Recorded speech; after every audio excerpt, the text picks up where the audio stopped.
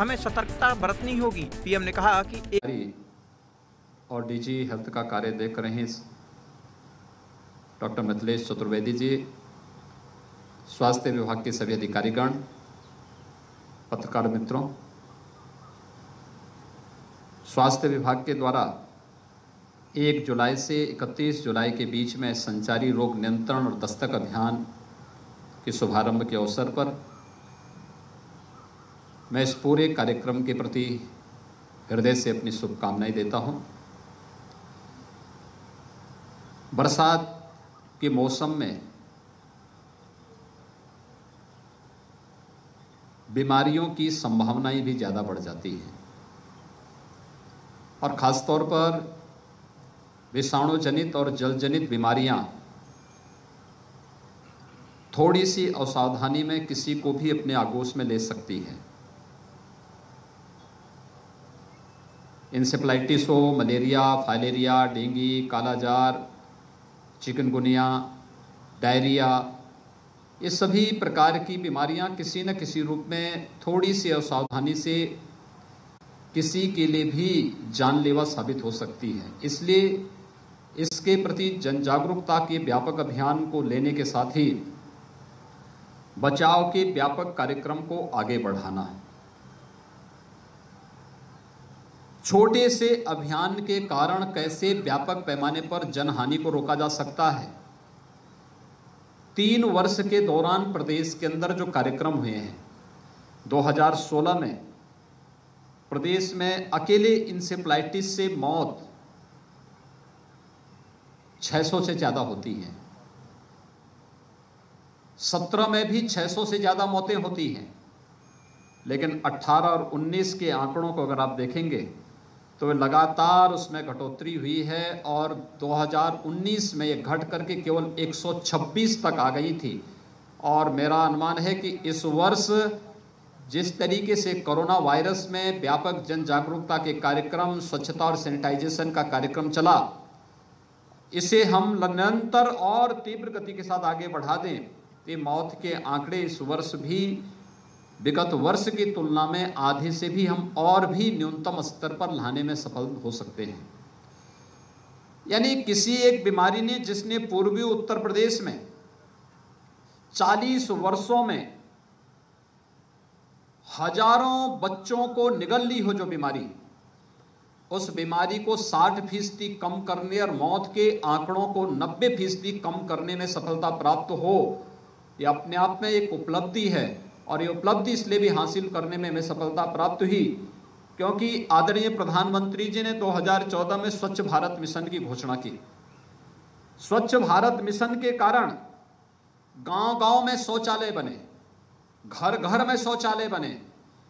खुले में शौच के कारण होने वाली गंदगी ही एक्यूट इंसेफ्लाइटिस सिंड्रोम का मुख्य कारण थी।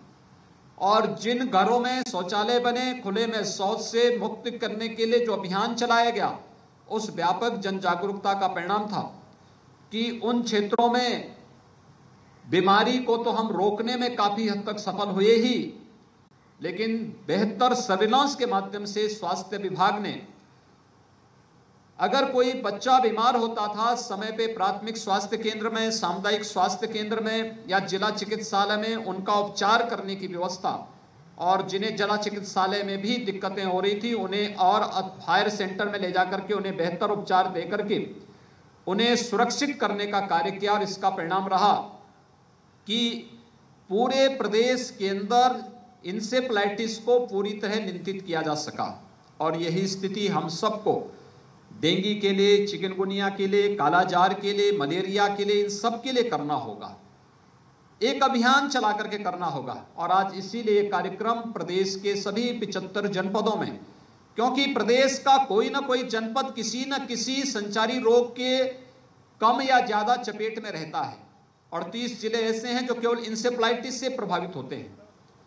बहुत सारे जिले ऐसे हैं और खासतौर पर शहरी जीवन में रहने वाले लोगों से वहां पर थोड़ी सी असावधानी डेंगू के खतरे को काफी बढ़ा देता है। इसी प्रकार से मलेरिया, बहुत सारे क्षेत्रों में मलेरिया का प्रकोप अभी भी देखने को मिलता है। कालाजार और चिकनगुनिया भी बहुत सारे क्षेत्रों में देखने को मिलता है।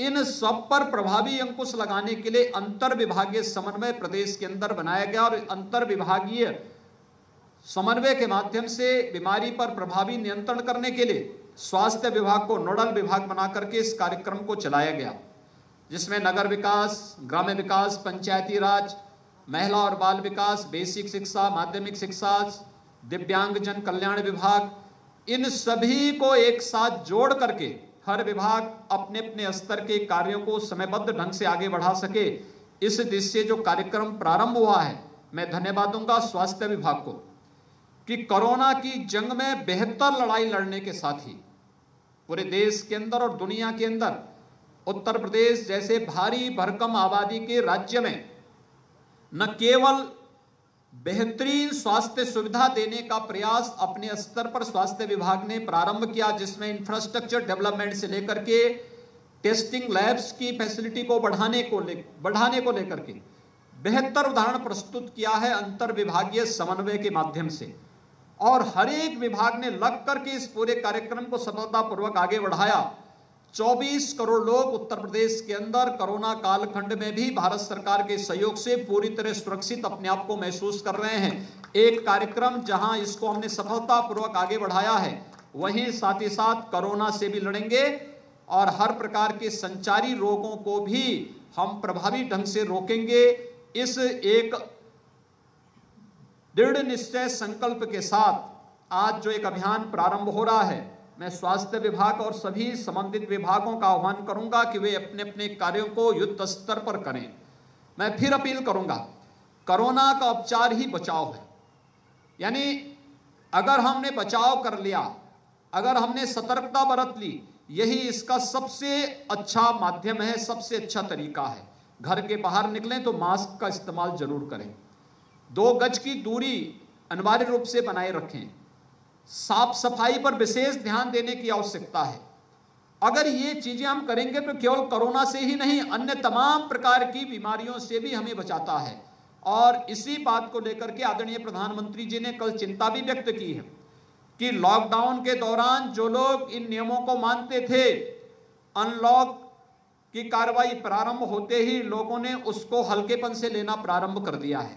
और मैं आह्वान करूंगा कि हमें एक साथ कोरोना के खिलाफ भी जंग जीतनी है और हमें विषाणु जनित और जल जनित बीमारियों पर भी प्रभावी अंकुश लगाने के लिए प्रवर्तमान अभियान को सफल बना करके प्रदेश के बच्चे बच्चे को भी सुरक्षित रखना है, प्रत्येक नागरिक को सुरक्षित रखना है। इस अभियान के प्रति और इस पूरे कार्यक्रम के प्रति मैं स्वास्थ्य विभाग को एक बार फिर से बधाई देता हूं, अपनी शुभकामनाएं देता हूं और विश्वास व्यक्त करता हूं कि जिस तत्परता के साथ स्वास्थ्य विभाग ने पहले से तैयारी नहीं थी, लेकिन उस सब के बावजूद, यानी मुझे बताते हुए प्रसन्नता है कि आज के दिन पर उत्तर प्रदेश में 1,51,000 कोरोना हॉस्पिटल में बेड उत्तर प्रदेश स्वास्थ्य विभाग के पास और चिकित्सा शिक्षा विभाग के पास मौजूद है। हमारे पास टेस्टिंग क्षमता आज के दिन पर हम 25,000 टेस्ट प्रतिदिन करने की क्षमता उत्तर प्रदेश के अंदर तैयार कर चुके हैं और हमारा प्रयास है कि हम इसे 30,000 तक पहुंचाने की कार्रवाई करें। आज कल से हमारा एक विशेष अभियान मेरठ कमिश्नरी के अंदर गौतम बुद्ध नगर, गाजियाबाद, मेरठ, बुलंदशहर, हापुड़, बागपत, इन सभी जनपदों में 100% वहां पर सैंपलिंग करके और टेस्टिंग की कार्रवाई को आगे बढ़ाने की एक बृहद कार्य योजना को हम लोगों ने लिया है। इसके साथ ही आगरा है, कानपुर, लखनऊ, वाराणसी, गोरखपुर, प्रयागराज, इनको भी हम लोगों ने एक बृहद अभियान के साथ लिया है। एंटीजन टेस्ट के माध्यम से बृहद कार्य पैमाने पर हम लोग कोरोना से बचाव के लिए इन कार्यक्रमों को करेंगे। 1 लाख से अधिक सर्विलांस टीम हमारी वर्तमान में प्रदेश के अंदर लगी है और हमारा प्रयास है कि 2 से लेकर के 10-12 तक हम लोग केवल मेरठ कमिश्नरी को पहले चरण में ले रहे हैं कि इन 10 दिनों में एक घर की स्क्रीनिंग हम लोग वहां पे करेंगे। लेकिन साथ साथ 5 जुलाई से लेकर के और 15 जुलाई के बीच हम लोग पूरे प्रदेश के अंदर भी इस अभियान को चलाने वाले हैं, जहां पे प्रत्येक परिवार का स्क्रीनिंग करके, प्रत्येक नागरिक की स्क्रीनिंग करके कोरोना से बचाव के लिए प्रभावी कार्यक्रम आगे बढ़ाने। मेरा यह मानना है सर्विलांस मौत के आंकड़ों को रोकने में बहुत प्रभावी भूमिका का निर्वहन कर सकता है और सर्विलांस सिस्टम को स्वास्थ्य विभाग ने बहुत स्ट्रेंथन किया है। आज के दिन पे 1 लाख से अधिक टीम प्रदेश के अंदर कार्य कर रही हैं। इनकी ट्रेनिंग के कार्यक्रम साथ साथ चल रहे हैं और मेरा विश्वास है कि हम लोग जिस दिन उत्तर प्रदेश के अंदर प्रत्येक व्यक्ति की स्क्रीनिंग कर लेंगे, भले ही आंकड़े बढ़ेंगे कोरोना के, लेकिन मौत के आंकड़े न्यूनतम स्तर पर पहुंचाने में हमें सफलता प्राप्त होगी। आज के इस अवसर पर एक बार फिर से मैं इस पूरे अभियान के प्रति अपनी बधाई देता हूं, शुभकामनाएं देता हूं और विश्वास व्यक्त करता हूं कि हम प्रदेश के अपने बच्चों को सुरक्षित माहौल देने में, चाहे वह कोरोना हो, चाहे वह इंसेफ्लाइटिस हो, डेंगू है, कालाजार है, चिकनगुनिया है या किसी भी इस प्रकार की विषाणु जनित या जल जनित बीमारी से बचाने में हम लोग सफल होंगे। इस पूरे अभियान के प्रति मेरी शुभकामनाएं। धन्यवाद। जय हिंद। बहुत बहुत धन्यवाद। तो मुख्यमंत्री योगी आदित्यनाथ ने संचारी रोग नियंत्रण अभियान की शुरुआत की है। 5 कालिदास मार्ग उनके आवास पर ही इसका आगाज किया गया है। मकसद यही है कि बरसात के मौसम में बहुत सारी बीमारियों का खतरा बढ़ जाता है, जैसा कि खुद मुख्यमंत्री ने जिक्र किया, चाहे वो मलेरिया का खतरा हो, चाहे वो दूसरी बीमारियों का खतरा हो, डेंगू का खतरा हो, इंसेफेलाइटिस का खतरा हो। इसी से बचाना है खुद को, इसी से बचना भी है, साथ साथ में कोरोना भी है। वैसे में मुख्यमंत्री ने कहा कि बचाव, इसका उपाय ही बचाव है, यानी कि जैसे कोरोना का उपाय बचाव है, आपको खुद को बचा के रखना है, उसी तरह इन बीमारियों का। आप इन तस्वीरों को देखिए, हरी झंडी इस अभियान को मुख्यमंत्री इस वक्त दिखा रहे हैं। साथ ही साथ बीजेपी के प्रदेशाध्यक्ष और दूसरे मिनिस्टर्स वहां पर मौजूद हैं। तो हरी झंडी दिखाते हुए मुख्यमंत्री योगी आदित्यनाथ, मुख्यमंत्री ने कहा कि 2019 में आंकड़ा काफी कम हुआ है।